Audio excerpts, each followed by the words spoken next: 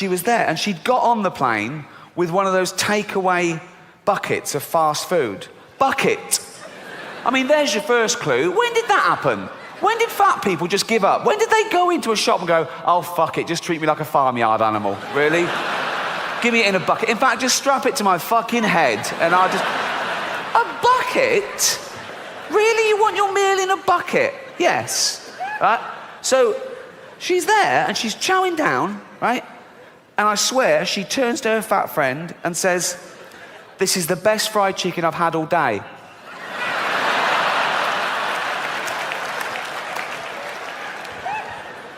But I'm not having a go. I'm not having a go. No, I'm not. No, I'm not.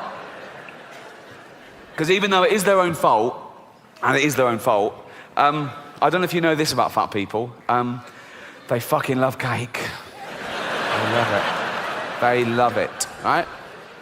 And I blame the food industries, because you go into a supermarket and it's just packed with that stuff. Everything's packed with hydrogenated fats and extra calories and sugar and butter and everything, and they love that, okay? And there's always a big door, isn't there, to a supermarket? It's always, they've got a quadruple door, isn't it? No one's ever been too fat to get through the door of a supermarket, okay? And it opens automatically, so they don't have to waste calories pushing anything. There's just... And it's a good job it opens automatically, because usually it's glass and they can see the pie from down the road and they're in like that. Grazing, right? So, I say, keep the big door, sure, keep the big door. Come on, fat people, come in you go.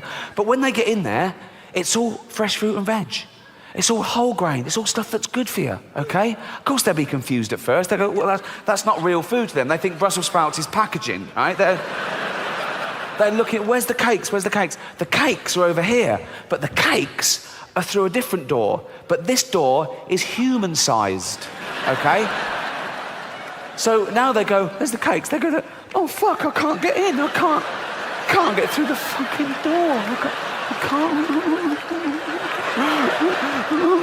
And they're starving. I go, oh, God, what's this? I've got to eat something. What's this, a banana?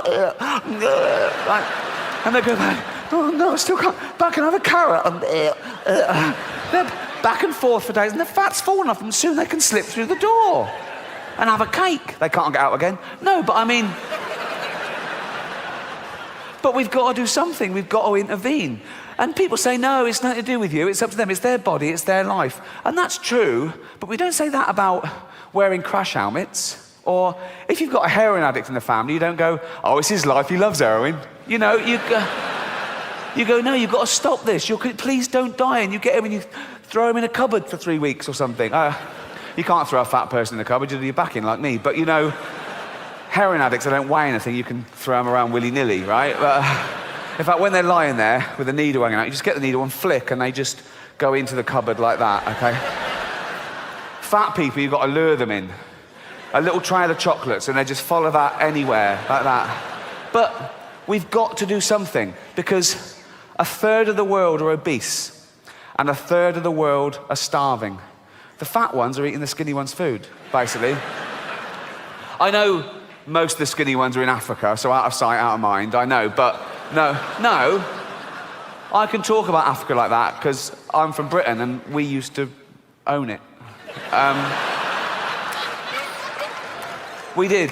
When we had the empire and we ruled the world before you took over, we owned Africa. But then in the 50s and 60s, Africa wanted to be self-ruled. They wanted independence. And they said, look, we'd like to run it ourselves. We went, fine. So gradually we started giving Africa back to the Africans. And by the 70s, it was totally run by the Africans themselves. And of course, in the 80s, we get a phone call. Hello? Hello? Who's that? Africa. What do you want? We're starving. You should have thought of that before you wanted independence. Well, we didn't know there'd be a drought, did we? Drought, I'll give you a drought. This is true. When I was a kid, I was about 10, we had a really long, hot summer, okay? And there was a hosepipe ban. You couldn't water your flowers. We've all suffered. So, That's true, actually. One long hot summer, and the water ran out, and we didn't know what to do. We thought, what can we do? And there was people coming around your house trying to tell you how to conserve water. They were saying things like, when you brush your teeth, don't let the tap just run. You know, put a little glass in it. And they came around, they were putting house bricks in the cistern of the toilet to save water. And there was public information films on the television. There was one advert that was like, it was like an animation, and it was like a couple in the bath. And it said, conserve water, take a bath with a friend. Which I did. I say a friend, he was more a friend of my granddad's. But, no.